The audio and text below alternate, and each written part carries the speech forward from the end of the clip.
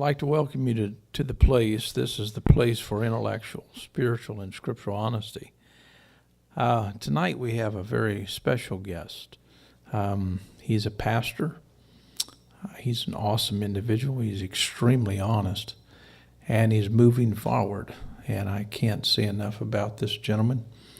And he's going to be on the show here in just a few minutes. But I wanted to talk to my gorgeous wife first, and maybe just gaze upon her for a few minutes.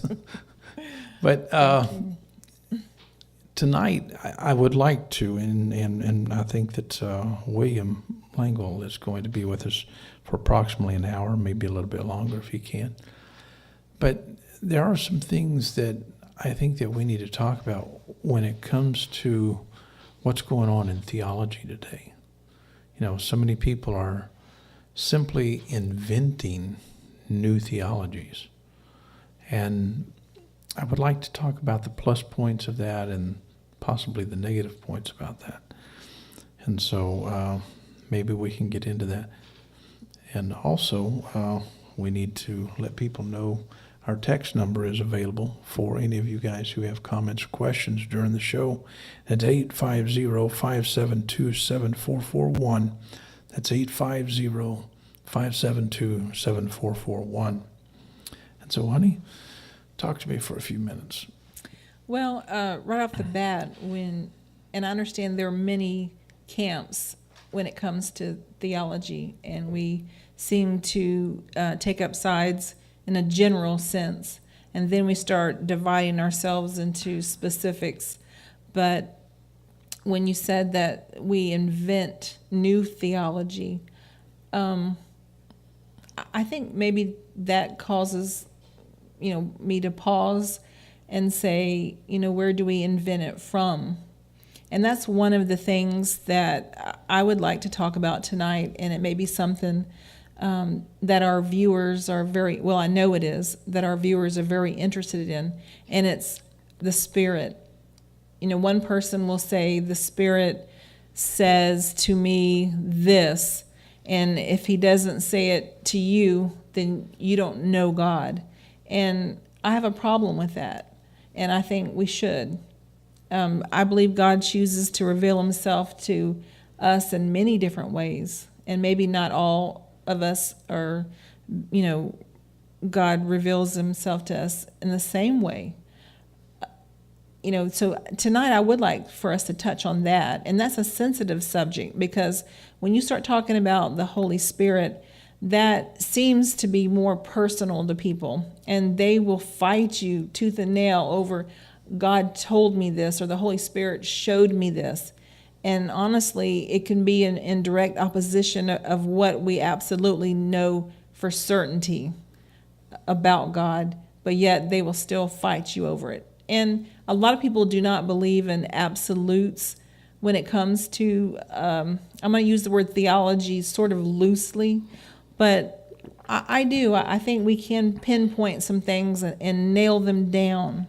Not everything, but there are some things we can, and I would like to do that tonight. Nail some things down that we can say we're absolute about.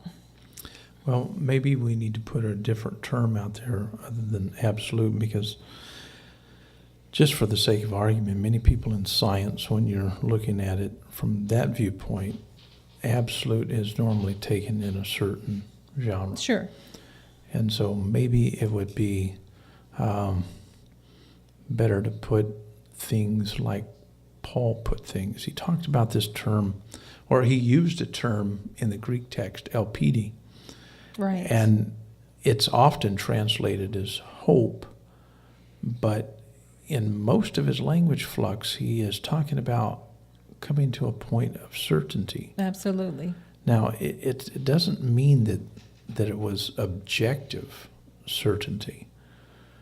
But he was quite certain, he was assured. He did not live as if he could not bank on what he thought to be true. And I'm not saying that we need to live in a perfect world of theology, but we do have something that we can start approaching that would help us to have a meaningful theology, something that that brings us comfort, in a sense. And so let's talk about that in just a little while. I'd like to bring William on board. Right. He's a wonderful, wonderful person, William Langill. And We're going to call him Bill. yeah, we're going to call him Bill. I think he likes that, and he's a little guy. Yeah. And, he's just, it's going to be hard to get the camera on him because he's so small. Welcome, William. Hey, welcome. Good evening. How are you doing? I understand that you're very short. Yeah.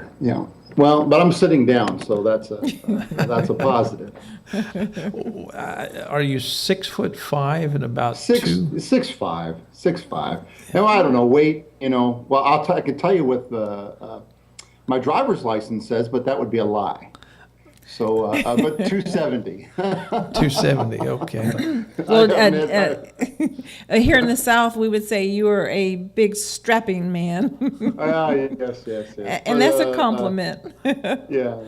It's never the big guys you got to worry about. You know that. It's always the little guys. That's what we hear. I don't know if that's true either, but that's what they say when you're big. We were chatting on the phone a few days ago, and I want you to let our audience know how you came to find us and how we connected. Can you share that? It was a bit. I love the word serendipity, and I was kind of just doing streaming around in the Facebook, and I came across one of your someone sent me one of your YouTubes, and they asked me what I thought about you, and I watched it, and I was honestly curious. I was like, hey, this gentleman's interesting. He's takes a different tact, and I enjoyed it, and I started. Few comments. That's me. A few comments on your. I talk with my hands. Started commenting back and forth on your Facebook page, and we just a relationship developed. Yeah, that was wonderful. You're a pastor in California, is that correct? Yeah, small little community up in the mountains, just north of a town called Temecula in Southern California. Near the San Diego area. Yeah. How long have you been a pastor there? 15 years. Has the church and your ministry been evolving over those 15 years? My goodness. Well, I will say that I started in the ministry as a 5-point Calvinist. Wow. And I couldn't tell you what I was now, but it's been quite a journey. And of course, every time you begin to have some changes and ask yourself some questions, then your people go, "Oh, not again. We were just getting comfortable with setup." But my nature has always been to question my assumptions, and so what happens is if the love of God was true, then some of the assumptions I held as a very strict Calvinist, I had to call them into question. That set of theology, which is very comfortable and very cozy, everything's all wrapped up in nice little circles and bows. But you begin to say, that can't be right. God can't be love, and these two things cannot exist in the same space. So you start to question. And that leads to research and discovery, or I love the way you use the word discovery, Doctor, instead of revelation, discovery. Mm-hmm. And I think that's a great idea. And so now, once you start down that road, and that's one of the things people tell you, that's why you're not supposed to change, because once you start down the road of questioning, it kind of becomes a habit. You're exactly right. That's one of the biggest, I think, prohibitions of mainstream churches today is do not question. You take it, you sit there, you listen to what I say, don't question. And I found that as a young, child, then into teenage years. But I had a lot of questions, but I was really thwarted, from questioning things. And it really stymied my growth, I believe. And so just to know that you question, and even as a pastor, it's more, I don't use the word dangerous, but it's very suicidal for your job is to question. And so that's very admirable. Dr. Jones and I are very impressed with your questioning. And when you start to question, you'll always get someone who, and they use the words like faith of our fathers or orthodoxy or these phrases that are meant to catch you up short, as if all the questions were answered when a bunch of guys got together in Trent. And they answered all the questions, you see, with thinking the earth was flat and all those. And then, so no more questions. That's the one beauty of a Google age, I believe, is that cat, as I was talking to the doctor earlier this week, that cat's out of the bag. They're never going to get that back in the bag. Right. Agreed. That's good. Transparency is a wonderful thing, and we live in an age in which you really can't hide information, and that's wonderful, and it does give us many different advantages. I didn't mean to break in. Go ahead and continue. No, it's okay, doctor. I was talking to my father-in-law this evening and saying how just this video age, look at this, that there was a time that only the people with power and resources could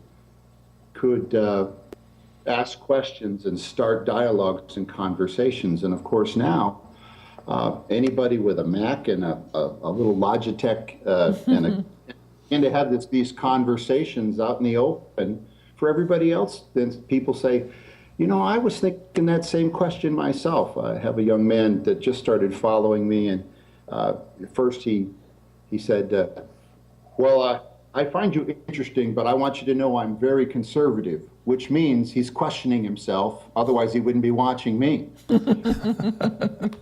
That's good. That's good. How did people react to you when you started changing from a 5-point Calvinist to what you are today? Well, of course, people left. People voted with their feet. Mm-hmm. And and people struggle with it. And a lot of the times when you are in the midst of a transformation, you can't articulate it. You're not articulating it well because you're in the midst of moving from one location to another, and everybody knows when you move, it's always messy. And so part of the problem was me, because until you've settled into, okay, all right, I've worked through all the angst about leaving this particular position, but the one thing you don't do, and this is the one thing I wanted to talk about, you don't use those words like absolute. You try not to dialogue any longer as if you're standing in some fixed position from which you're immovable.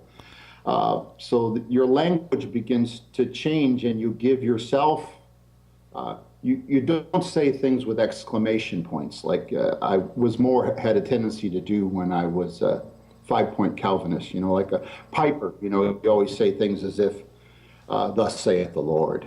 Right, right. Well, I do understand your point about absolutisms, but I still, and my husband and I have a teeny, not a disagreement, like, come to blows or anything, but I still believe that there comes a period of time that when we can finally arrive at something we can hang our hat on. And I think that's what I call an absolute. For instance, that God does not condemn us. God is inclusive of everyone. I call those two things absolutes. I think that that's an important point that you make, because if you, as a leader or as somebody who people follow, you have to have a few anchor points I mean, if they're going to come into this bay, and they have to have some anchor points. It just can't always be this model of deconstruction where we're always just ripping everything up, but we don't give you any place to stand while we're doing it. Right.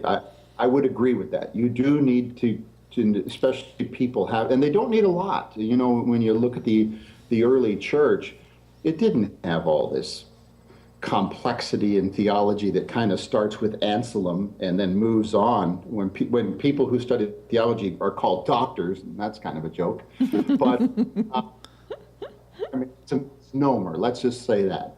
But I do think, like you said, 2 or 3, 4 at the most. How many do you need? You know, you definitely don't need someone to go to your church page, what we believe, and it's 40 pages long. That's a bit excessive. Right, and I've seen it.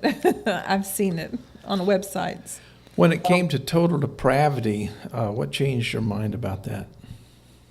Well, I just didn't see that. To be quite honest with you, I didn't. I came to the point where I didn't want to start the discussion after the incident at the tree. That I thought that the mandate still stood previous to that, where God called man good. And I saw that depravity caused you to look at other human beings according to the flesh, which was exactly the opposite of what Paul said, to know no man after the flesh. It just didn't, the more I thought about it, the less it made sense. And the minute, and that's the part you really do have to come against. If you, and I even struggle now with the idea of original sin, as I was originally taught as a young Catholic boy. It seems to me that it's exactly the way God has designed it. And it's not a bad thing. It is this process that seems to be built into the evolutionary picture of how struggle and adaptation, it happens in the physical realm, mirrors how God grows us in the spiritual realm. When it came to your mindset concerning limited atonement, how dogmatic were you concerning that? Because I know there are various kinds of 5-point Calvinist. I would say that I of course, I always included infants and like that, people who might be, I have a sister who's basic, and I always included all of them. But of course, I knew quite a few Calvinists that it didn't matter to them if it was an infant or a full-grown person. They took no, there was no difference in that. But that was limited atonement was just a real point of struggle too, because it's like, why bother? You know, I mean, if you're big, why not do it big? And it just began to shrink God down so small that, but of course he was manageable, and I can see why it's appealing, because that's a real manageable. It's just us, and then there's them, and of course we don't deserve it. God just through some inscrutable act of his will just says, he just rolls the dice. You're in, it just, there's no relationship there. At some point I just when I reduction to the ridiculous, it was like, why even bother? Don't call it love. Yeah. You can call it other things, but the one thing you can't call that is love. Right. To me, it's kind of, it's almost like God has this pity party and he's upset. Well, I know, I'm upset with everybody, but just I guess I'll just pick a few so that the ones that I pick will know how wonderful I am. But you got, and not only that, but God's so insecure in that system. And I just came to the point where the more I thought about it and reduced it, I just couldn't. To me, it couldn't be God. And I couldn't worship. I couldn't worship the God of that understanding any longer. It didn't make sense to me. Yeah. I think one of the most interesting conversations that I had with my father before he passed away, and this was possibly 5 to 6 years before he passed away. He was a 5-point Calvinist also. And we had a discussion on atonement, and it really, really took his breath away, because we were talking about the atoning work of Christ. Lots of people refer to it as the finished work of Christ. And in that conversation, he asked me, he said, "Do you believe in limited atonement?" I said, "No." He said, "Do you believe in total atonement?" I said, "No." He said, "What kind of atonement do you believe in?" I said, "I don't think that Jesus atoned for our sins." I don't think that I've ever seen him gasp for air any more than that in that discussion. I mean, he was just floored, just thinking that I didn't believe that Jesus didn't atone for our sins. That really shocked him. And I have found that over the years, trying to teach people the idea of the Greek and the Hebrew text, it's become difficult, because we've made so many doctrines. I think that the church world has been preaching and teaching doctrines and forgetting about what these particular authors in the so-called Bible were actually suggesting. And so in our conversation, we somewhat went full circle, and I was happy about it, but he finally came out of the whole idea of the atonement doctrine completely. And I was very thankful for that. So it's very meaningful for me to talk to you, being a 5-point Calvinist at one time, and you are on this journey, which is wonderful, and you've made lots of movements forward, and you have a very, very good heart. I mean, you've got a heart for truth. You've got a heart for honesty. I want you to share with us, if you will, what is the most essential thing that you tell the people who you pastor? The message that I find myself constantly returning to is really how we treat each other. And as inclusive as you think you are, as big as your circle is, make it bigger. Yeah, wow. It's great. And, and so that eventually we begin to, us and them is so ingrained in the church. True.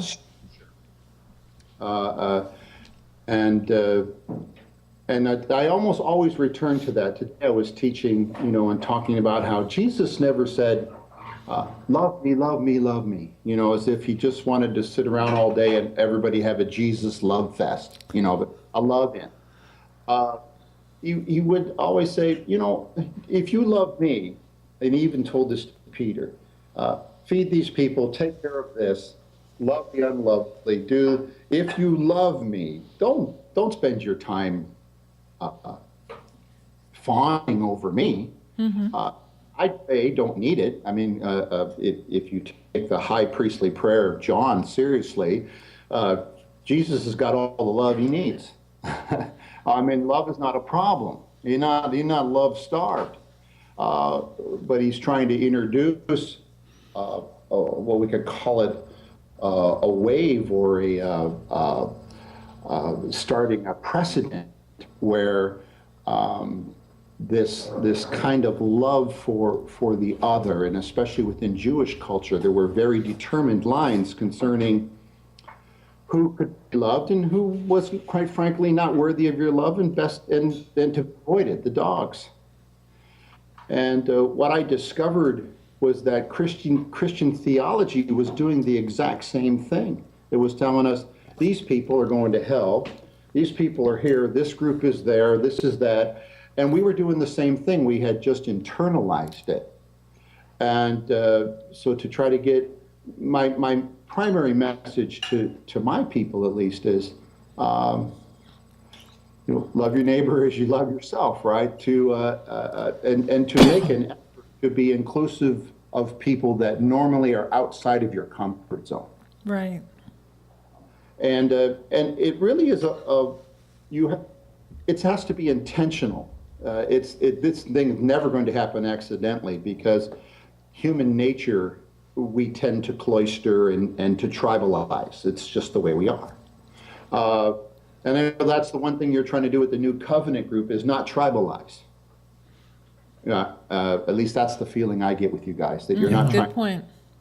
You're not trying to, or this is the superior tribe, or this is the thinking tribe, or this is that tribe. And I'm always amazed on my Vimeo, on my videos, how many people around the world, how truly more like each other we are every day. And so to try to break down these walls, and unfortunately the church is probably one of the best establishers of walls that there has been in the history of man, unfortunately. Yeah, yeah. What is the gospel to you?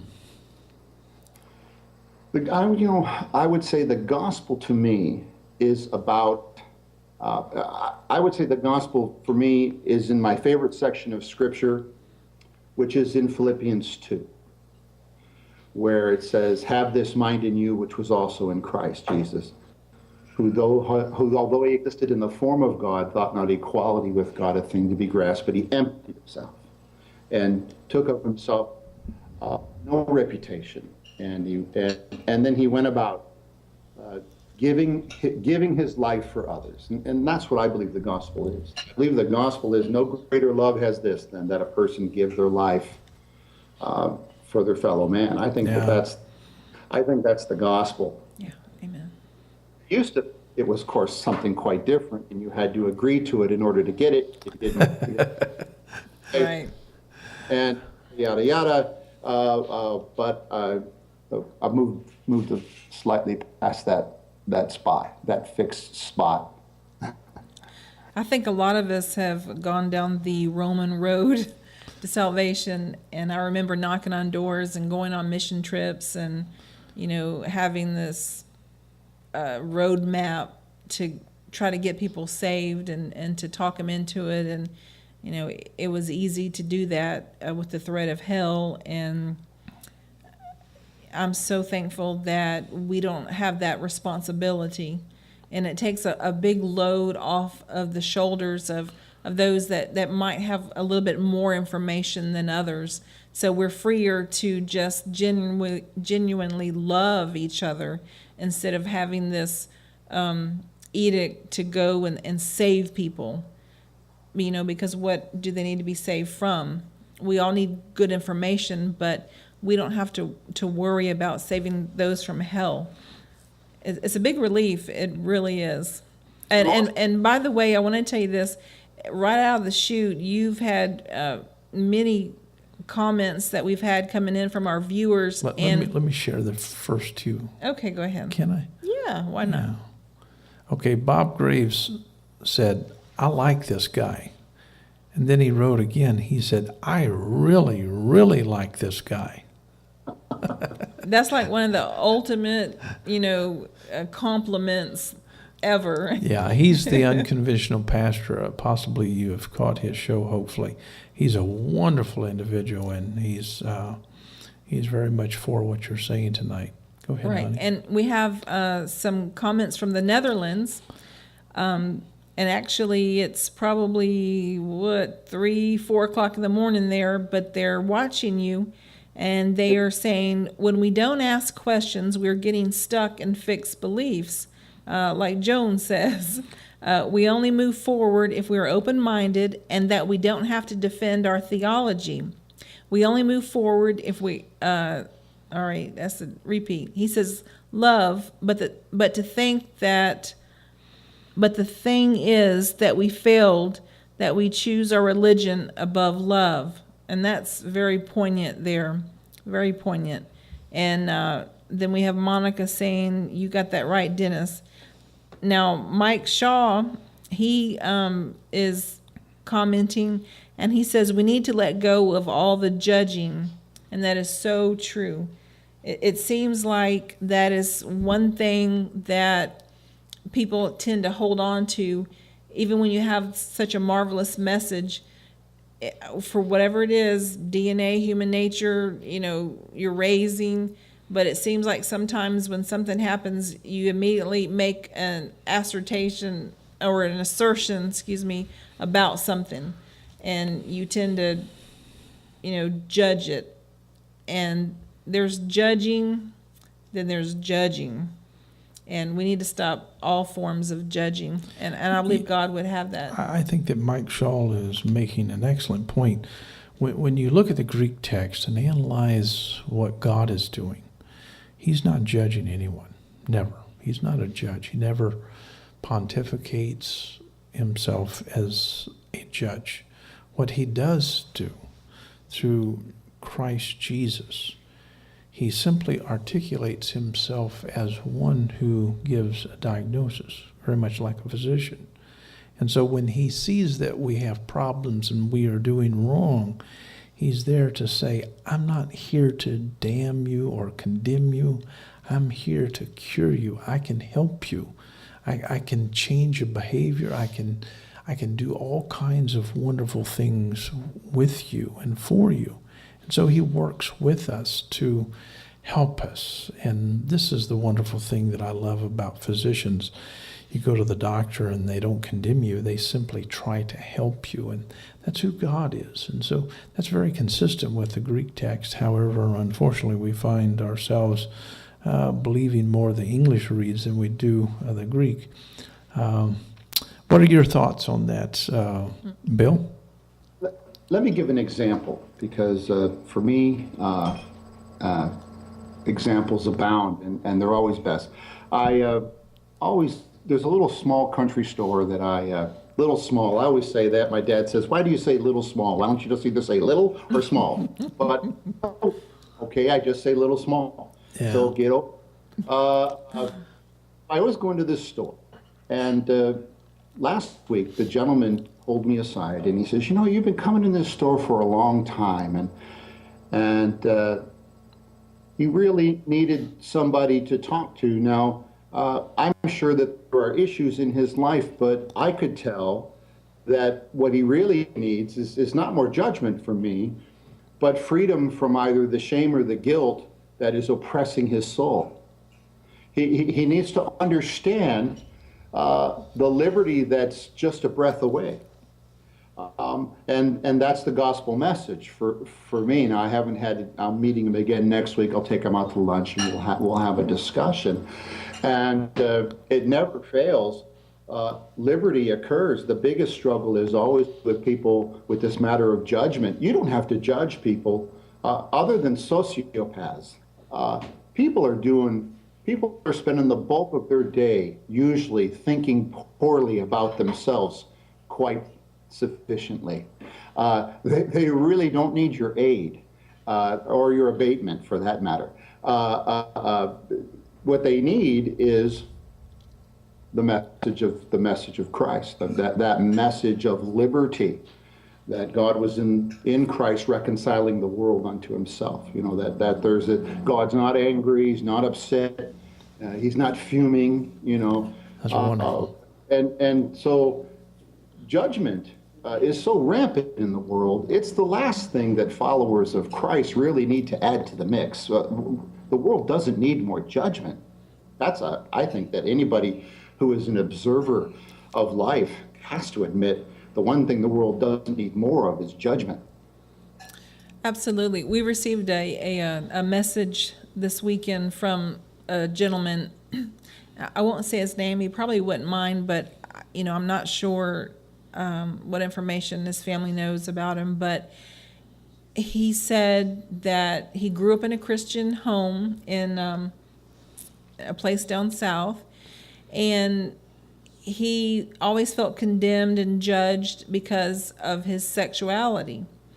And he even felt judgment from his church. And he wants a church, he still wants to go to a church, but he doesn't want to go to a church that will judge him and damn him and say he has a demon and things like this. And even his family has participated in this type of judgment. And he wants his family to know the message, so badly, that God is not that judge at all that we were taught. He is so uncondemning to us. He loves us so much. And this person was so thankful for the message that the New Covenant group and those that are participating on our shows and, in and around us, the message that we're trying to portray is, what you're saying, Bill, about there's just too much judgment already. And this guy, even though his family is judging him concerning his sexuality, he wants to know, how do I reach them? How do I let them know about this message that will take away the judgment? And, it broke our hearts, because when your beliefs change, and you may have found this, I hope not, but more than likely you have, when your beliefs start changing, those that, were with you in the beginning, those maybe even in your own family, they start dropping off. Your friends start dropping off. Like you said, they show, the exit poll, they leave. And it's so sad when a family does that to one of their own. I think the critical thing here is, this is a young man, and he's starting to see that God has always been for him. And he's trying to take this basic message of unconditional love, unconditional acceptance to his family, and his family is rejecting him. And there are, sometimes I call them kids because they're so young. They're in their 20s, but they need support.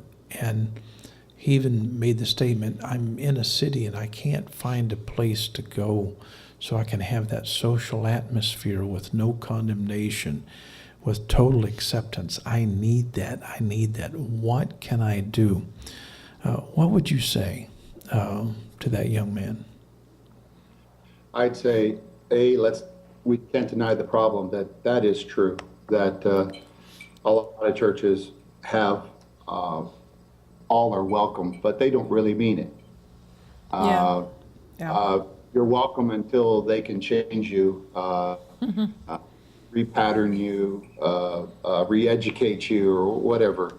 I was in as Christians, as people who believe in the scriptures, and I don't mean that I don't believe in literalism or infallibility. Let me be clear about that. We have to realize that if we want to talk about universal human rights, or if we want to talk about the rights of women or of gay people, you're not going to find that stuff in any of the teachings of Moses. We're going to have to make choices between the words of Christ and other voices. And the church is a bit schizophrenic, because it is unwilling to make choices. It is unwilling to say that all things are not equal within the context of 66 books that are bound between two leather covers. And so, because they're stuck in this land of infallibility, that what Moses said has the equality of what Christ said, or some of the cultural opinions of Paul. And that's all they were cultural opinions, and within the context that he lived in.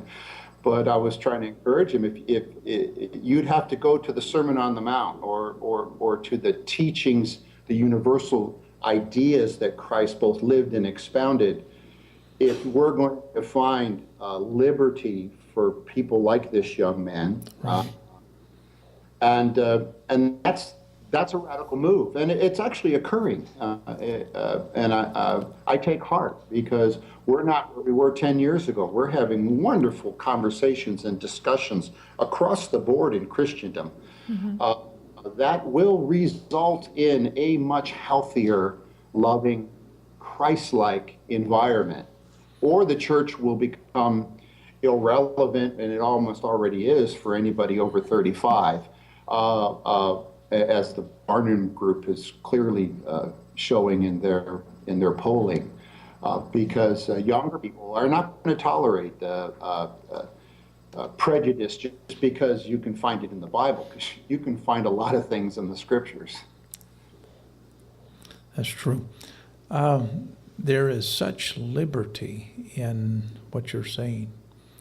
Many people are sending in text messages, and people are even calling in. I want you to keep going, because I think that the heart that you have, we were talking the other day on the phone, and you were saying, Dr. Jones, a lot of times I have to use a dictionary when I'm listening to you, and you went on this long discussion, or into a discussion, saying, you've got to make some things simple, and this is what other people can do. We need the academic, but yet at the same time, we need those people who can actually connect the rubber to the road. And you're doing a wonderful job tonight, and I don't want to hesitate that, because people are listening and they need to hear what you're saying. And so if I can encourage you for a moment, keep it going. Keep it going. This is wonderful. And if you have a cell phone, get on your cell phone. Keep sending in text messages. The number is 850-572-7441. This is the New Covenant Group. It's an inclusive group. It's for atheists and theists alike. We don't all have to agree, but we're coming together, having a wonderful discussion, and this is the thing that needs to be had, a discussion. The kind of discussion that will allow us to grow up and rethink our ideas. Mm-hmm. And I like what you were stating about the equivalence, those people back in the old covenant age, we can't think that that's equivalent to what Christ was saying. Those are two different kinds of mindsets, and that's extremely freeing. And so if you would touch a little bit more on that, I think it would do a lot of people a lot of good. Go for it, Bill. Oh, and by the way, Bill, before you get started, you touched on this too about technology and how awesome it is to be able to have these opportunities nowadays, and to think that tonight, you are certainly ministering to people with the gospel, as you so eloquently put it, all across this country, the Netherlands, Australia, Wales, Italy. It's going in so many places that we just normally couldn't do on our own. And so I just thank God for this day and time that we can spread the good news this way. Well, and we need to do this, because quite frankly, what passes for Christian TV is Paul, and there needs to be new voices. And what's happening is people are realizing, wow, there's voices out there, and this resonates with me. That's exactly how I feel. But because of the structures of Christendom, and it's the same thing, it's always been the same, where the managers, creative people create a thing, and then they die, and the managers manage it, and they manage all the creative people completely out of the picture. And that's usually how it works. And so the beautiful thing of a Google age is that we can begin to have these conversations, and we give people liberty. When Dr. Jones says something, simple little phrases, words don't have meaning, they have usage. That's a tremendous little phrase for me that then I take and really helps me. And what we do is we give each other liberty to think new thoughts. Mm-hmm. And those thoughts become a storm. Mm-hmm. And other people grab that one idea, or maybe someone from this little conversation grabs the idea that, yeah, I have to make a choice between the words of Christ or okay, I choose. And there could be some, I wrote something the other week, bondage Bible. And there's a lot of people that grew up in Christian churches, well-meaning places where a lot of bondage Bible would realize, gee, you mean I can just kick that verse to the curb? Yeah. And then you begin to think freely for yourself, and I think that's what that verse means, Dr. Jones, by the way, that says you have no man to teach you, is in these matters of conscience and these matters of these transcendent Christ-like ideas and principles, that these things are I will call them spiritual common sense, but people are in these bondages because they've said, well, it's all the Word of God and it's all infallible. So that's just as much that's 100% as legal for you as this is. And it's just not the case. And so once we say the emperor has no clothes, well, how free is that? Now the emperor might not like it, he might get upset. Well, more power to him. But the game is afoot. And so as I begin to have these conversations with people, it has fruit. It begins to bear fruit, and the truth sets people free. It doesn't put them back into a different kind of bondage. That's and I have a saying on my blog. I have to say it even if I don't know what it means. I mean, I will admit I'm in transition too, and I could be wrong. More than likely. Wow. That is what I like about our network. Everyone is committed to saying we can be wrong. We don't have to be right. We don't even feel compelled to make the argument that we are right. We simply are putting out what we think to be true based upon reasoning processes. But we are on a journey. We are more interested in the process than we are into coming into this idea of a fixed belief, if you will. And so that's wonderful. That's wonderful. What we're going to do is we're going to take a small break. Did you want to make a point before we take that break? Go for it. No, but as your wife said, we need a few fixed places where we have some absolutes. Okay, you're gonna have to restate that because we lost your internet connection. We need to get him back up. Let's go ahead and take that break right now, and we will be back in just a few minutes. We want to leave the curtain open and play just a little bit of music. This will give you time to actually call 850-572-7441. If you don't want to leave a comment there, simply leave your comments and questions in the chat room. And we have people here who will adequately tackle that. Yeah, you were making a comment, Bill, that was powerful. And Joey, I think he did something to the internet connection and interrupted it. In fact, I'm going to blame Joey anyway. The other day I had a show Wednesday night with him, and I couldn't hear anything. The house speakers were muffled, and he was sitting right in front of me, and I couldn't hear him. It was just so muffled, and I kept saying, "What?" And it was funny, but frustrating. Go ahead and make that point that you were making before we had to reconnect. Which point was that? I can't remember the point. I could barely hear you, but you were very excited. Oh, you were Let's go saying with the flow. about me needing some absolutes. Yeah. And, Yeah, this idea. I'll give you a perfect example. A young man. Christians love to debate. They've been taught. They call it apologetics. But most people consider it. Let's call it what it is: one-sided arguments. But that's the highest form of evangelism now, is where you trick people by questions, and it's just basically being a salesman for God.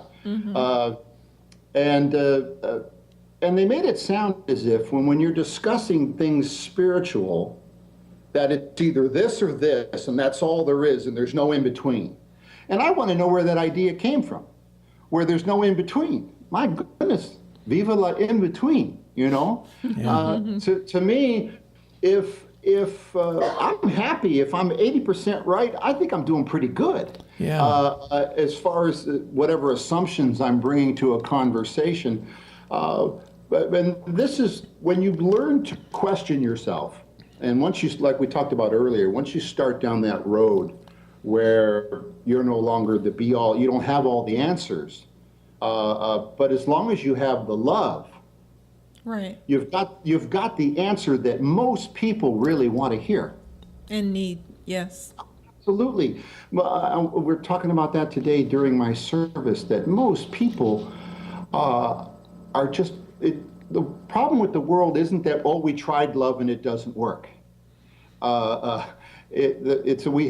haven't really made an effort. We really haven't invested ourselves into the game, so to speak. Right. But I do believe, and I'm an optimist. I'm an eternal optimist. I actually believe that things are getting better, and just around the world, when you see, like in Egypt and these places where young people are just saying enough is enough. True. Come on. Do we have to live this way? And so someone in Egypt tonight can be watching this conversation, and maybe they're under a different kind of religious bondage with their faith. Sure. Ideas are fluid, as long as I'm not saying you must become a this or you must become a this or you're going here if you don't do this. But if we're expressing the idea of love and mercy and tenderness and kindness and God's unconditional love, and that idea seeps into any other faith structure, it will over time have a positive effect, a positive transformational effect on it. And so we just need to be keep on going and back to the gospel and Philippians 2 of that idea of kenosis, that idea that we manifest this divinity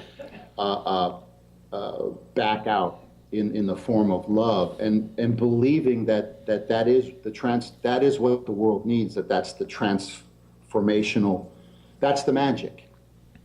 There's a comment that just came in. I want my wife to read it. I'm having difficulties with my voice, and so just bear with me. All righty.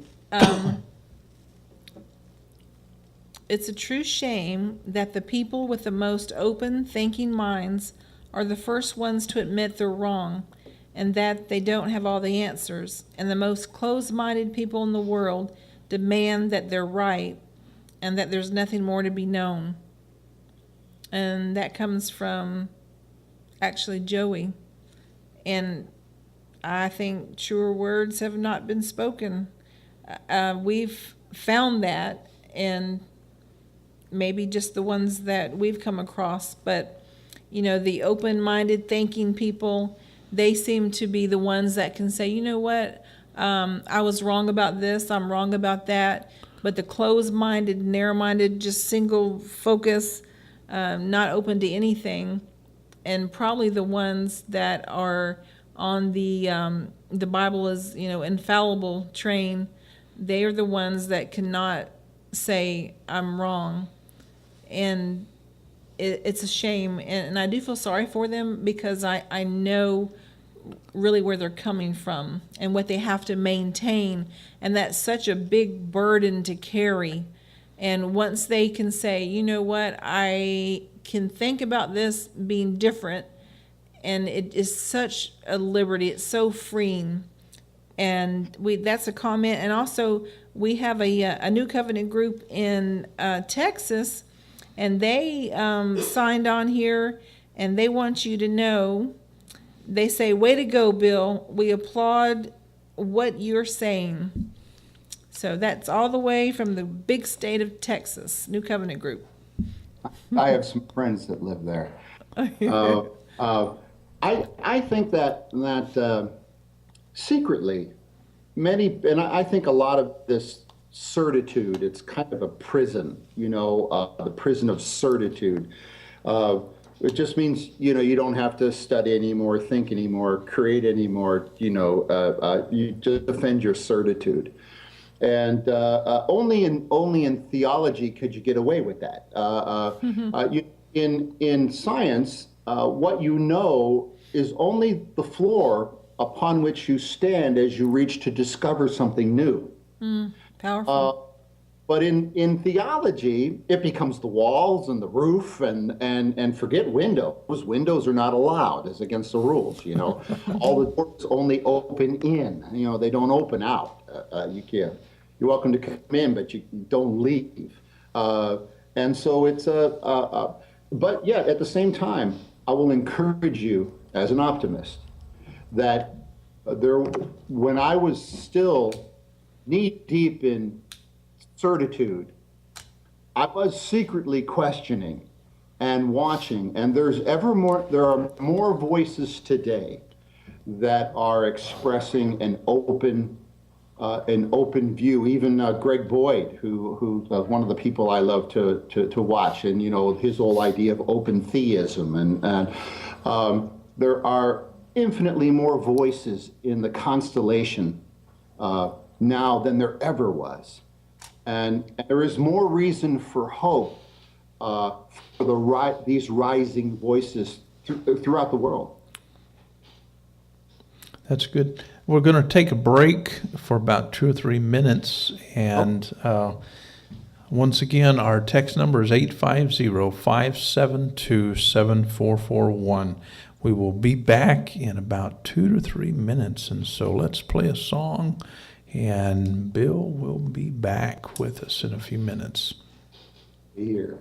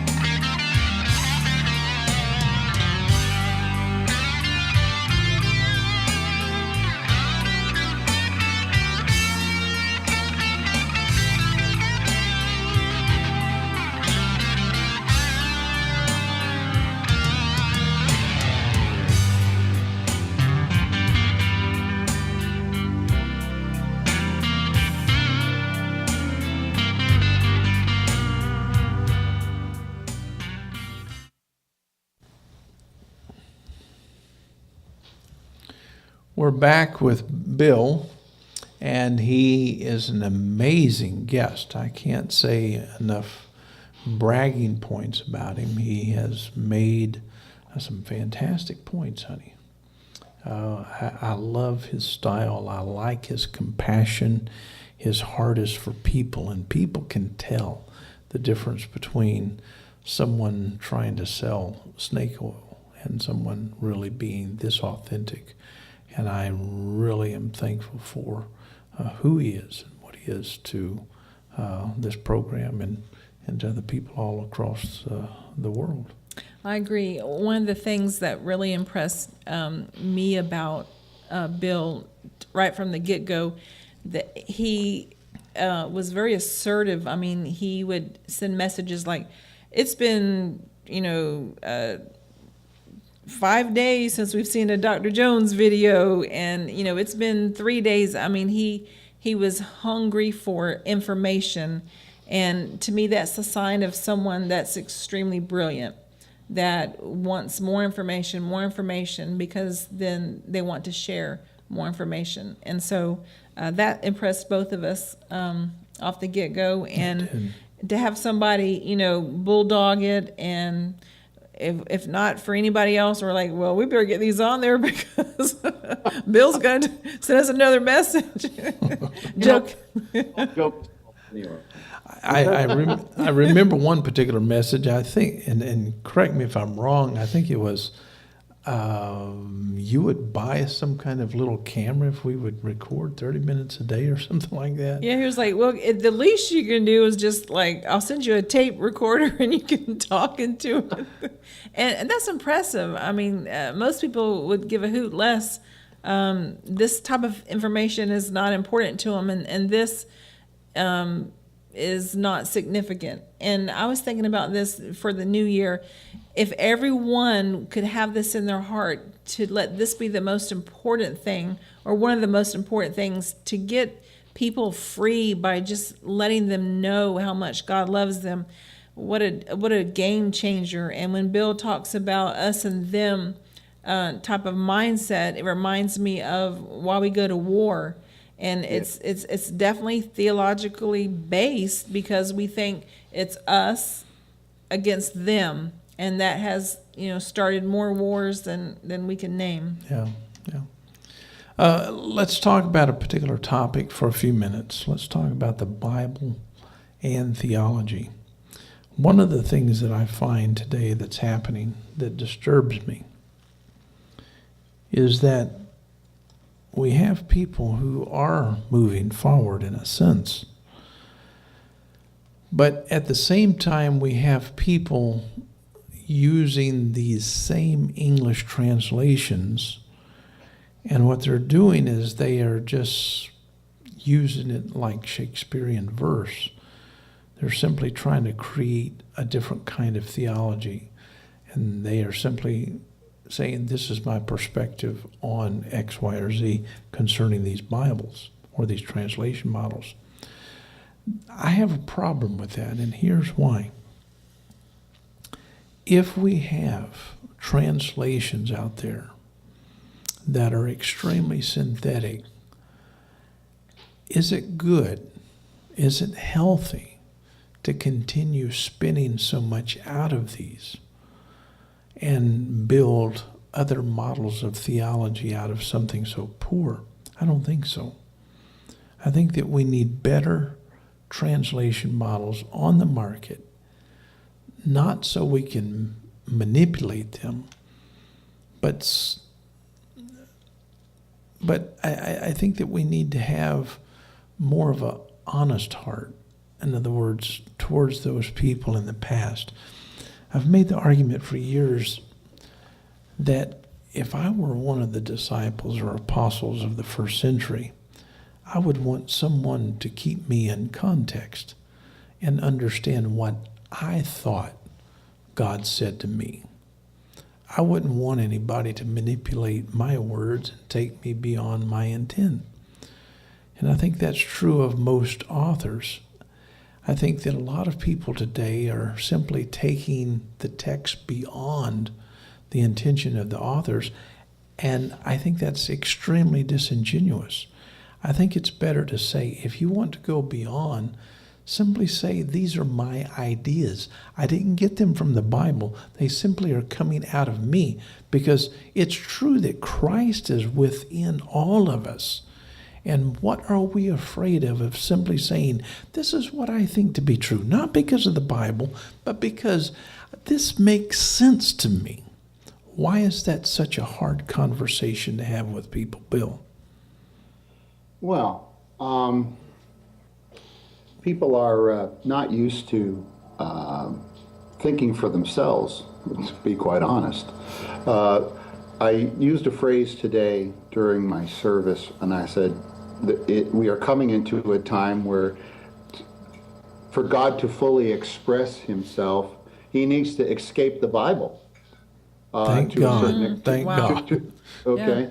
Yeah. And because of the limitations of the time and culture, and we can, for me, the scriptures have become absolutely more about the narrative than being bogged down.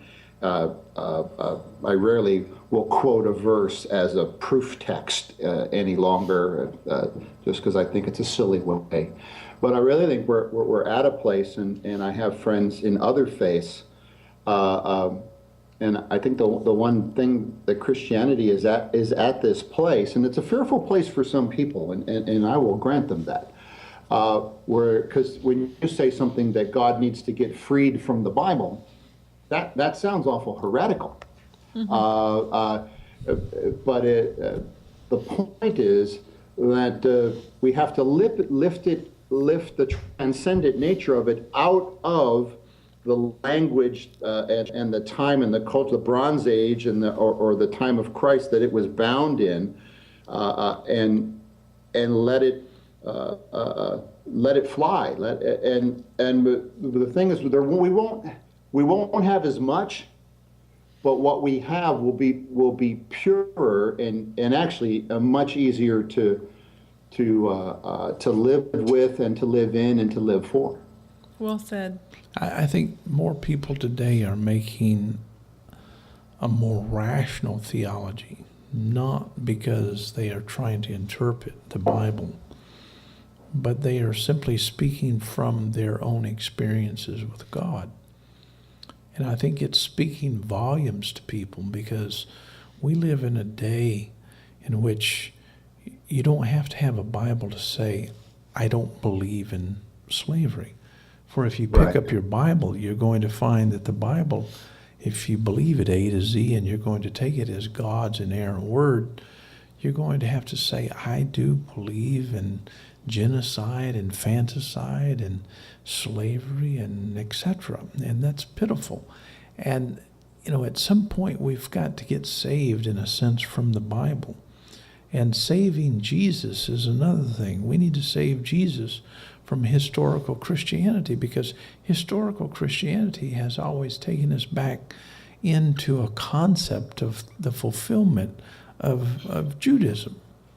And Judaism borrowed the majority of its doctrines, or plagiarized their doctrines, from the pagans. And so I think that we live in an age in which we can get past all of this. And yet at the same time, I think we're going to have some people who will refuse to move forward with this. But it's exciting to hear people like you who are willing to think outside of the box, who are willing to say, let's start thinking, let's start wrestling with various questions. And it's fine. We don't need to feel condemned. We need to feel good about just thinking and wrestling with some concepts. Well, I'm reminded of a scene from the movie As Good as It Gets. And, you're talking about one of my favorite actors now. All right, and he says, "You make me want to be a better man." Yeah. And part of my transition started with reading a book many years ago, a book by Jung called The Shack. Mm-hmm. And and boy, he was attacked because it wasn't pure to this and pure to that, and but yet the effect that it had on people was positive. And see, there's this idea in Christianity that it doesn't matter if it's good if it doesn't get you saved from hell, right? There's just this dualism, right? You're either in or you're out. You're heaven bound or hell bound. And I've heard people say, it doesn't matter how much good you do in your life. Really? It doesn't matter. No, it's not true. And so the way, like sometimes I will post, I posted the other day on my thing, a great rendition of Stairway to Heaven by Heart. And I thought it was very spiritual and very moving. And there is generations coming up that easily blend all of these things and don't need this superstructure of theology and church and absolutes and certitudes. They just don't need them. They can blend a little bit of this song and a little bit of art and a little music and a little theology and a little spirituality and a little new age here and a little this and a saying from Gandhi and this, and they can piece together a beautiful tapestry. Yes. And my bottom line is the bottom line that Jesus had. Well, when did we do this for you? They asked him, and he said, well, when you've done this to the least, you've done it to me. And to me, that's the primacy of what we're talking about, is that partly, to be quite honest with you, I think theology has become a form of idolatry. Yes. And so why can't we blend a little bit of this and a little bit of that? Well, only because somewhere along the line they said we had to be pure. But I think if you're pure to love, and if you're pure to these larger issues that Christ introduced in his life, then wherever you find that, that's valuable, and you should encourage it and support it. And then together, we always think the body of Christ is only these people. The body of Christ is only people who agree to certain creedal structures. But maybe, just maybe, the body of Christ is much larger than that, and includes people from every tongue and every nation and every way of thinking and every way of viewing God. And maybe that's the key, rather than trying to go back and remake what never worked. Maybe we're slogging it out right now because we're actually designing a different kind of paradigm that maybe won't make any sense at all. And you were saying maybe there'll be some people that won't follow. Well, that's okay. We'll love them too. Mm-hmm. Sure. But I will tell you this, that as I look, everybody 35 and below, I see people hungry for a different type of body life, something that is more representative of the truth, of the way life really is. I think that reminds me of a passage, I think it's found in the book of Luke, where it tells us that the older people need to listen to the younger. And you've made that statement over and over again. I think about being 35 and younger. It seems like people who are younger today haven't been so indoctrinated. They have a chance to think outside of the box and think more along the lines of rational thought, which is wonderful. And this is the thing that I really love about our resident atheist, Greg Bray. He brings a lot to the table of discussion. And we have other people just like him who are just really moving the mountains, if you will. Can't say enough about that. What do you think music is playing in this movement, if you will? I think music is a brave place, because music can say things that you just can't say anywhere else without getting an argument. Because since music appeals to a different side of your mind, it doesn't bring up the natural defenses of certitude, so that a person can listen to a song and be moved by it and cry and even be inspired, and yet not think to ask, is this person a Calvinist or an Armenian, or was that a Muslim who wrote that song, or a Hindu? None of those questions become relevant, because the Spirit is free to move through that medium and to touch people, literally to bypass their religious certitude, to bypass that one stronghold in their mind that refuses to be accessible to anything other than what it's predetermined it allows. But yet music, and art as well, but music particularly, has this capacity just to bypass that, like we did certain islands during World War II, where we knew there were Japanese on that island, but it wasn't significant, so we just went around. Thinking about young people, I think young people don't have an ear for dogma. They just don't have an ear for it.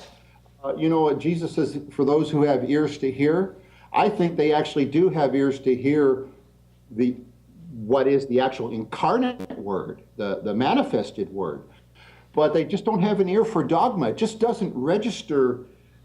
Maybe that's because they've been on the computer more and more in a Google world where they're open to a lot of different sources of information, and so they're not affected. They don't get impassioned when someone says, "Oh, to the walls! Someone's attacking our creed," and the young people say, "What? What creed? What? What are you talking about? Are they good guys? Or let's go outside and have a conversation." No. And it's a wonderful thing. It makes me very hopeful. But then I'm not looking for the end either. Jesus just needs to stay in heaven. I think we're doing a fine job right now of let us work this thing out. Okay, let us continue the mandate that was given to us in Genesis, and let us. We don't need to be fruitful anymore in terms of population, but there's still a lot more fruitfulness to be born of the divine beings that we are, and I'm excited about it, and I see that in young people, and so a lot of times people in church say, "Oh, well, they're just not paying attention, or they're just not into this, or they're just not into you. They're just not." One of the things that you said resonates with me, with us. The wars that we fight now, we know that they indoctrinate the young people to go to these countries that I would think naturally that they would more or less embrace. They don't have these preconceived prejudices already like some of us older folks might. But it's the older people that are wanting to wage the wars, but yet we're doing a disservice, I think, to our young people.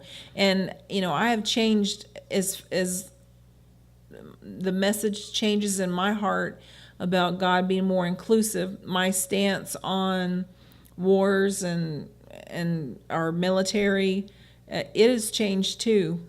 And it's strange because we have a son in the Army and a daughter-in-law in the Army.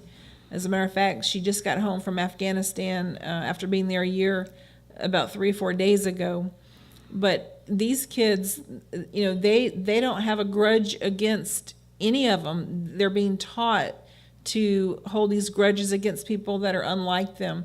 And that's one of the biggest disservices I see that we're doing to what you call the 35 and below age group demographic, and that's got to change. That's part of that us and them mindset that the church has got us into. And I actually think there is a dynamic at work, and I also think people are tired of war, quite frankly. Yes, absolutely. And I don't just think it's Christians that are tired of war, although not all Christians are tired of war, because some are waiting for the great war that's supposed to happen any day now. Whatever the late great planet, whatever the 84th edition is coming out next month, I hear. But you know, people are seeing through that. Even in the Middle East, as big of a monster as people try to paint Islam, and I understand its weaknesses are many in terms of Sure. the way it's structured. But the one thing that I have hope is when I see all those young people on the streets Googling on their phones. And there's no way some imam is gonna say, well, it's terrible there, and they're gonna Google their phone, and their phone's gonna say, gee, it looks pretty good to me. And I'd like a piece of that.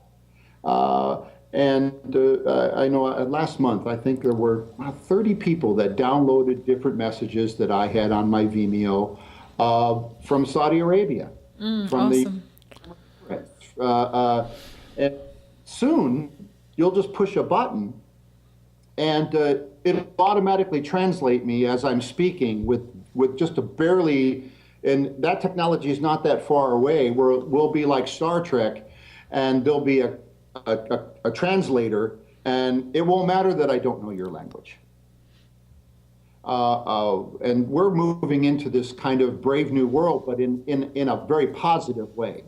Voices like Dr. Jones and guys like me that are kind of, we're the people giving people permission to think in a different way. Yes. We're the intermediaries. We're going to be replaced. You know, I'm 55. I'm going to be replaced. But the ideas and the questions that we ask and the way that's all out there, and it's not going to go away. And I believe that this is kind of when Jesus says the gates of hell shall not prevail against his church. I mean that in this sense, that church being the love and this passion that he had for humanity and indeed for the cosmos, that it is going to, in kind of an amillennial way, that technology is actually not a proof that the end is near. That it's actually a wonderful tool to bring on a new age, as far as I'm concerned. Do you believe that God could send any one of his created children to hell? No, although I do hold more of a kind of like I guess I've kind of a C.S. Lewis position on that. Mm-hmm. You know, where I think a person can just get to the point where they lose all their humanity. I think one of my favorite books of C.S. Lewis is The Great Divorce. I just love that book. And people that are actually shadows. I mean, they're actually not real. But I don't believe in an eternal. I cannot rectify the Dante's version of theology any longer. There was a time when it was very prominent in my preaching, and I can say that with some effect, I was able to sway people the aisle and to the kneeling bench, a la Charles Finney. But I'm not quite sure that in the end I was really accomplishing as much as I thought I was. As being a pastor of the same church for 15 years, some of those people who started leaving when your life radically changed, have any of them returned? Yes, they have. And of course, since I teach in a rural area, I run into people all the time. And some people are church hoppers. They just stay somewhere until someone gets upset, or they get upset about something, and they go to another place. That more has to do with their inability to learn to get along with other human beings than it. And I'd say 80% of the time when somebody leaves you and they give you a reason, the reason is never the reason. Or I like to say, the thing is never the thing. You know, you meet someone and they're upset about somebody, and you say, "What is it?" And they tell you something. It's never that. Trust me, that's a diversion. It's always something else. I tend to certainly agree with you. Someone says they left. I had one couple left, and I said, "Why did you leave?" And they said, "You're too Eastern in your, you use words like you use the word karma, Yeah. and that's just not a word that we allow. That's a pagan word. I said, it's a good word. Karma's a good word. But in their world, a pastor can't use that word on a Sunday morning. That's officially outside the pale. Oh, well, That's a shame. I'm going to use it anyway. The beauty of actually having a smaller congregation is that the key and why people stay is not actually nothing to do with your theology. And it has everything to do with your what I call Jesusology, or the fact that you love them and that you sacrifice for them, that you're there for them in their dark hours, or what St. John of the Cross would call the dark night of the soul. And those relationships are not frittered away easily by some theological disagreement. The reason why churches break up is because most of the relationships within them are quite shallow. Right. And so the shallower the relationships, the easier it is to break up. Well, are you pre or mid or post? And yeah, but and so people are breaking up for the most ridiculous reasons. But the reason they are is because there's really no depth of relationships. And I think then people are going to look for a reason to have a fight. I'll tell you a story. There, and you probably have heard this. There was a man stranded on an island for 20 years. And he was rescued. And so before they took him on the boat, he said, "Oh, come on, I want to show you what I built." And so he took him in and he said, now there's my house. And I built that. And then right next to it's my church. And I go there on Sundays and on Wednesdays and Friday prayer group. And the guy said, "What's that building next to that?" And he said, "Oh, that's the church I used to attend." Oh, no way. That's funny. good. I've never heard that. That is hilarious. Oh, by the way, Bill, from the Netherlands, Dennis says, "You have a beautiful smile like a comedian." And, that's sort of translated from Dutch. So I know that is definitely a compliment. I am a believer in humor, but it has always come to me naturally because if I sit on Sunday and I'm serious all the time, and it's always a crisis, you see, and the end is near and the world is almost coming to an end.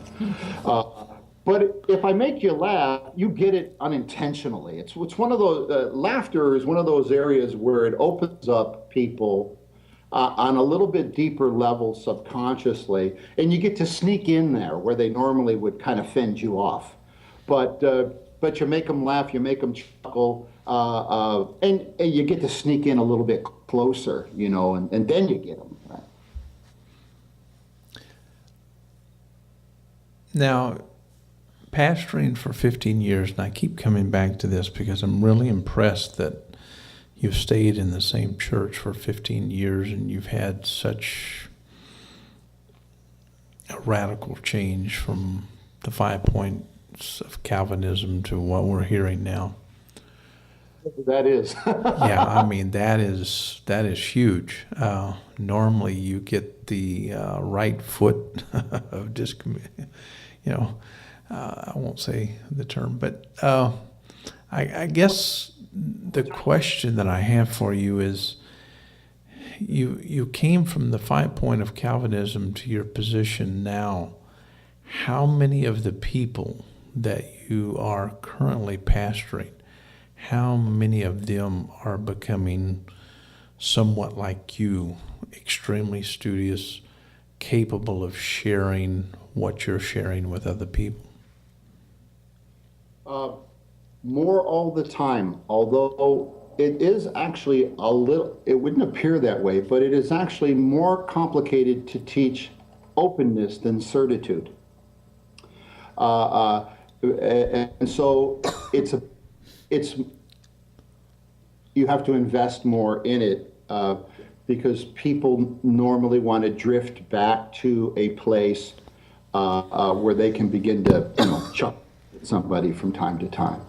And so but what happens is, as liberty is contagious, it's the one thing about liberty, that an environment of liberty eventually begins to have, it's a contagion, and people that are seeking that, they find you. There's these conversations going on, and people find you, and you connect. And like I say, every voice is not for every ear. It's like every song doesn't appeal to everybody. I remember the first time I started listening to sitar music, and it didn't make any sense to me, but there was something in it that I love it now. I'm sorry Ravi Shankar passed away here recently, but so but it takes longer. And the key, I think, is that you also have to engage. Theology is just this theory that you can put out here, and it's very subjective. You can discuss it dispassionately and defend it as an argument, whereas an open way of approaching things it's more dynamic. It's more dangerous, I'll tell you that, which is probably lends to its non-popularity. There's a greater risk in it, but over time you develop a core group of people that are committed to, and Doctor, you and I talked about this, about the necessity for having this group of people around you, that it's not just you, that it can't be just, you can't survive that way. And so it becomes like a Three Musketeers, right? And all for one and one for all. And I'm just the one that has the position of being, like this Sunday after I got done talking, I asked anybody wanted to add. And people raised their hand and they shared from out there, and people shared whatever they wanted to share. There was no strictures on them. But I think the reason why it's not popular is the bigger, and here's another problem, you can't do this with mega.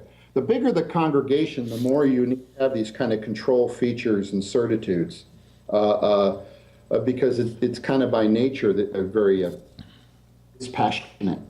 Well, you got to go out. The next group is coming in behind you. You see, next out. Herd in, herd out. Mm-hmm. Right. So, but it's fun if once you have the trust of your people, which is critical. And you are building these living, breathing, organic relationships with people. It's actually a more effective way to lead or to pastor or to shepherd a group of. In my humble opinion, right? I mean, what do I know? I pastor a little country church out in the middle of nowhere, but in my humble opinion, it works for me. We have people who call all the time, and they will ask questions like this. We live in a particular town. We don't know where to go. There's nothing remotely close to what you guys are doing. Every place that we go to church, every place that we try to find some sense of fellowship, it's always filled full of extreme dogma.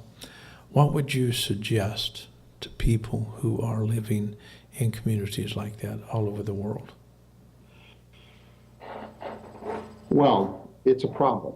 The one thing that I would suggest is if you can find other like-minded people and begin to have just a small meeting, or if you can connect with someone. I know I have a few young men in different places that I've kind of connected with and am helping to mentor in whatever way I can. They're more than likely, and this is part of your television program and you having different people on, there might come a point where there needs to be, and I've been thinking about this, there needs to be, the last word I want to use is anything that even sounds anything like denomination. But I'll use the word facilitator, or somebody who can help with what we're doing now, a person could sit somewhere and share with people anywhere in the world. Yeah. There's a lot of work to be done, and there's no doubt about it. I would say that at least they need to get on their computer. They need to do, and if you look, you will find like-minded people, and then follow the Spirit's lead. This matter is more like art than science. It's that's why I always use the word serendipity. I mean, like you and I planned to meet, right? It was part of our strategic plan, providential plan of God, right? No, it didn't work that way. You seek and you will find. I think that's is still true. And if it's just you and your wife, or and just a few people, and you meet and talk about any number of things, and begin to, community is an absolute necessity. I understand that people want some form, some religious structure, some ceremony, and I would say, get a candle and get it. But when I first started pastoring this little church, I showed up early. I cleaned the toilets. I set up the chairs. I did the coffee. I would stand at the message, run over and push the button. I was the sound man, come back, do the message. Everybody would leave. I'd pick up the chairs, put them away, mop the floor, put the coffee away, and then I'd go home. And that might be what they have to do for a while. But what happens is, I think there's a lot of people thinking this way in the world. And I would be surprised if they discovered that they weren't alone, that there were, in fact, other souls having the same hungers and the same desires that they were having, but they just don't know how to connect. Yeah, that's good. Yeah, That's good. I was thinking along those same lines, because we as humans have, the same basic needs and wants and desires, and we want, and you use the word community, we want to be around other people. And they don't always have to agree 100%, but it's just our nature to, and I think we use the word tribalize too, and that can be good and bad, but we do need other people in our lives. And a lot of times you find people that are leaving the church because they've realized that the church has not benefited them in any way at this point, and they've actually lone wolfed it. And we think it's not a good idea to be this lone wolf. We need each other. And I do believe in the scripture in Ephesians 4, where, God provided gifts to us of people that can lead, and then that can share and teach. And then what they do is give it to other people who can share. So we're all gifted to share and interact with one another. And that's something very important. So I don't, offer to anybody to lone wolf it. I think that is not beneficial. Well, sometimes people are stuck, and you can't. Well, let me see if I can just come right out and say this. In the church world, you have a model of apostles, prophets, evangelists, pastoring teachers. And it hasn't failed just in a small way, but it has been a huge failure, and it has been extremely deceptive, and it's hard to get people to trust people who teach, people who pastor after you've been hurt. You have thousands upon thousands of people leaving the church, and they're afraid, paranoid, if you want to call it that. They're paranoid to even sit down and even consider even going and listening to Bill teach. They're too paranoid for that.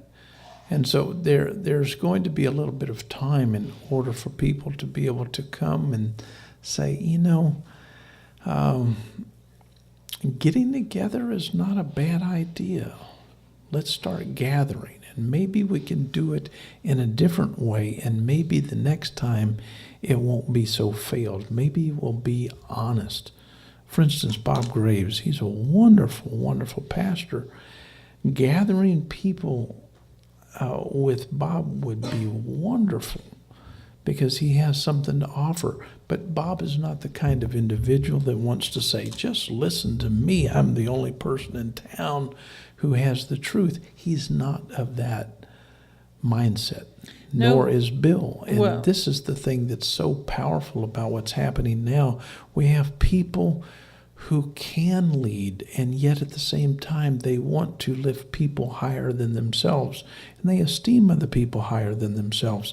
And this is the big difference, and this is the thing that I want to say to people who are out there saying, I've been hurt in church, I don't want to go back. Well, I don't blame you. I think the church needs to punt.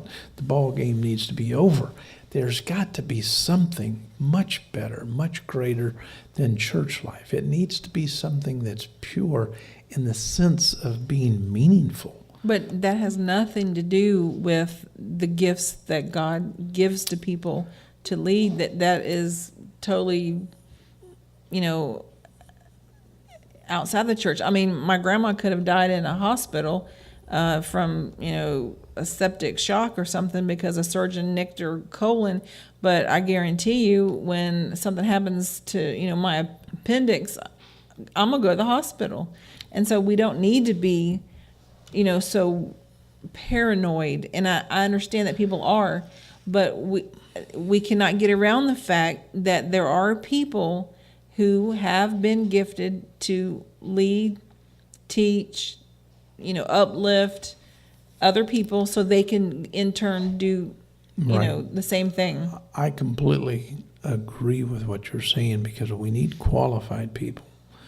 People who know what they're talking about. People who can lead people in honesty. People who can say, let's be objective and let's even deal with the subjective mindsets, etc. Those people have to be extremely honest.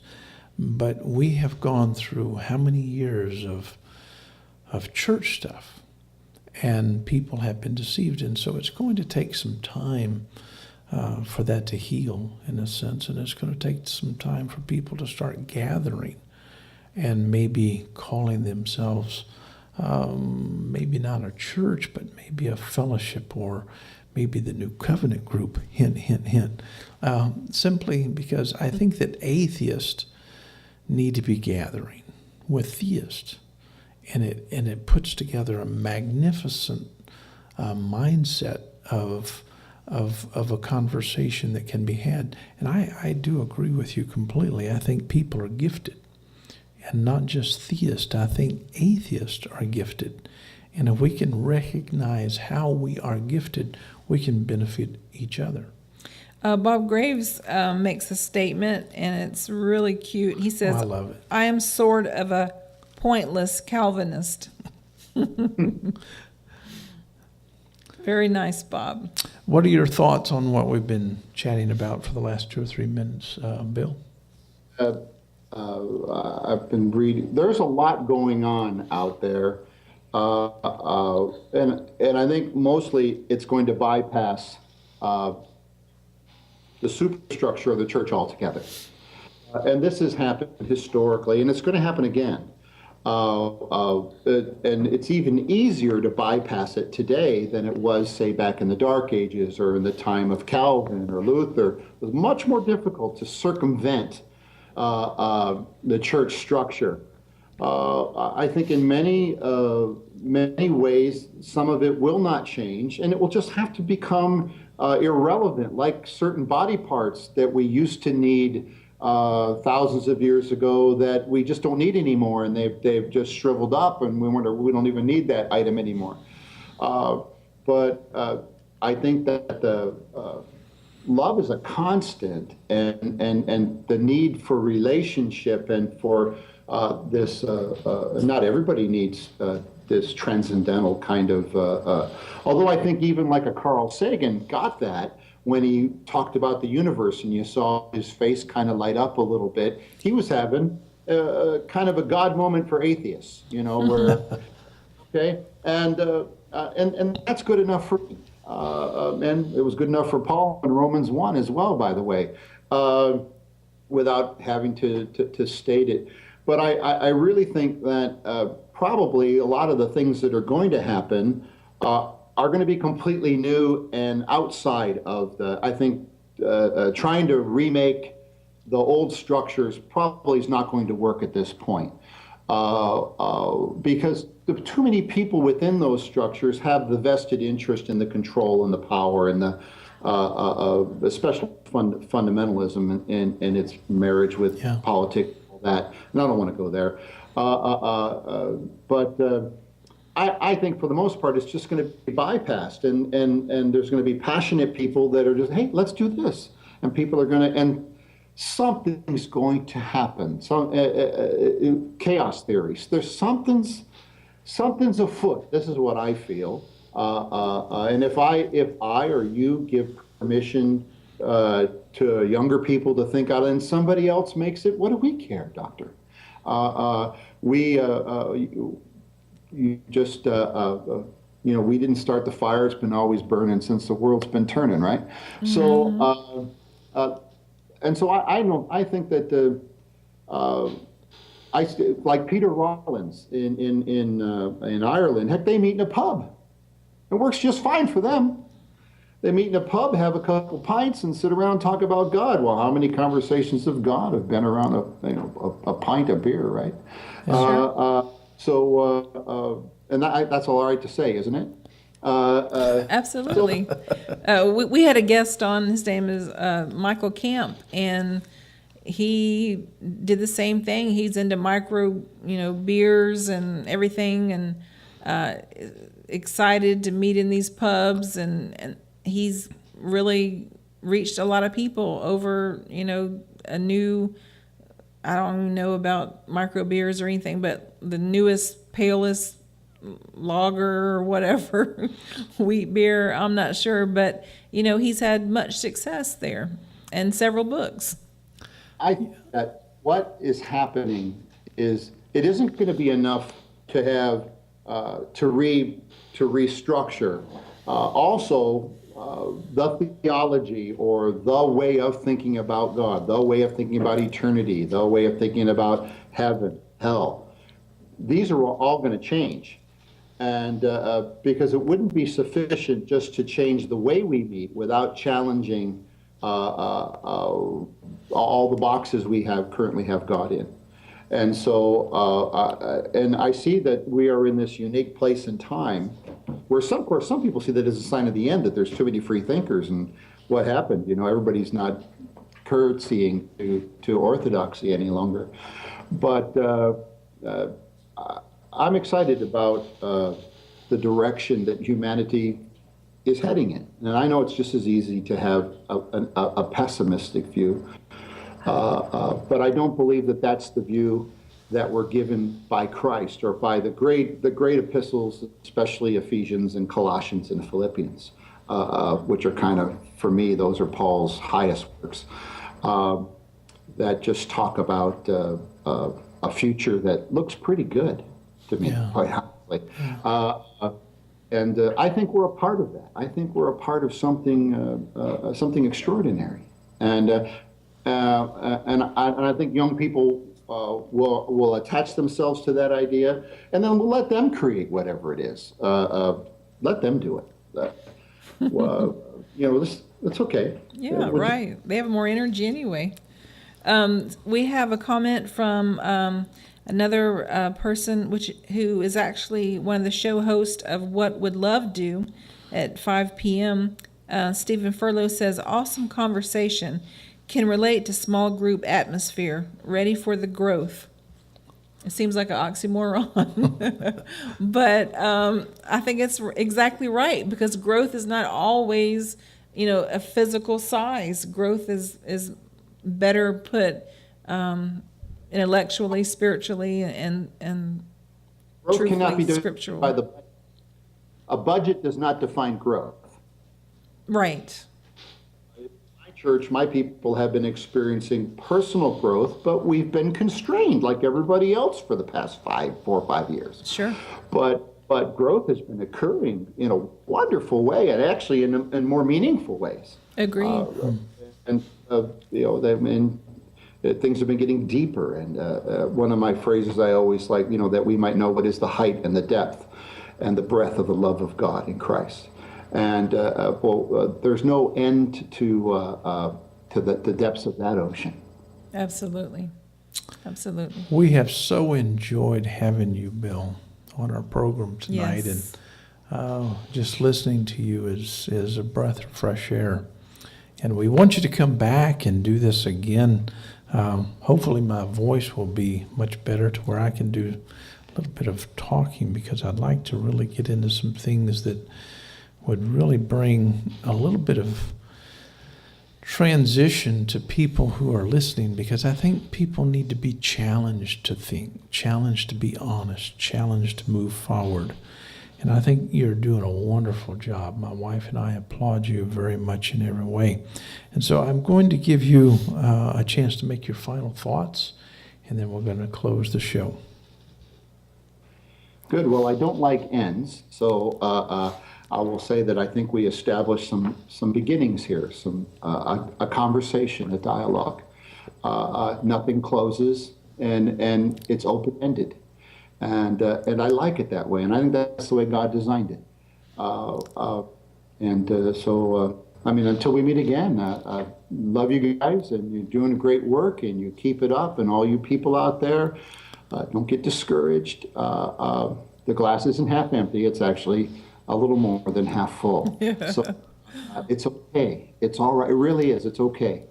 And continue to ask good questions, and mostly find somebody to love and be loved by.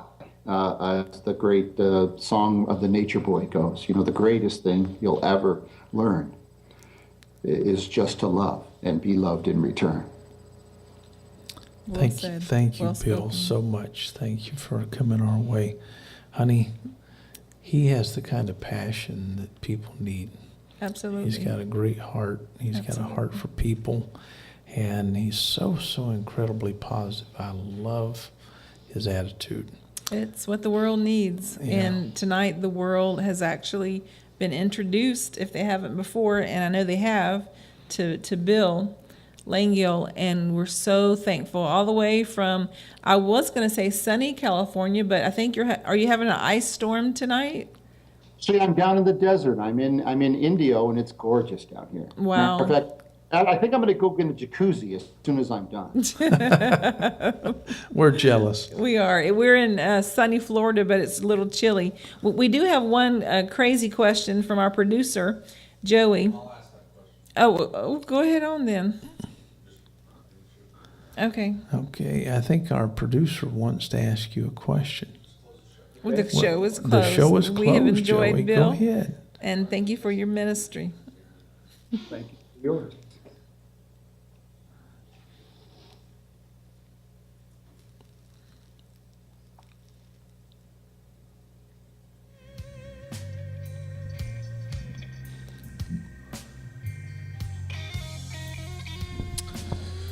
Well, ladies and gentlemen, Dr. Jones is always spoiling my show closes. This weekend it was a team effort. Thanks a lot, guys. We didn't want to let the cat out of the bag, but we did want to say that we are in discussions with Bill about a future show in which he'll be doing, and it'll be on the subject of the art and science of cranial botany. In which Bill will be teaching us how to grow fashionable ferns from our head. Bill, Actually, it's Bill- not a fern, I don't think. It's like a corn plant to me. Fashionable corn plants. Fashionable corn plants from our head. I have a fancier backdrop. I trust me on that. Bill, I really enjoyed your comment about we just, we don't bring things to a close, but You haven't been working here all day, so we're gonna close this show now. I'm afraid it's just gonna happen. It's just the way it is. The way it is. The jacuzzi's waiting for me. I'm ready whenever you're ready. We really enjoyed it. Your passes have no effect on me, sir. Nope. All right. Love you. We love you. We love Hey, you. we love Bill, you. so much. Take care. Thank Ladies you. and gentlemen, we will see you next Wednesday at 7 o'clock. Is that correct? What did we call this I'm tired. 7 o'clock next Wednesday at the place. We love you. We'll see you then.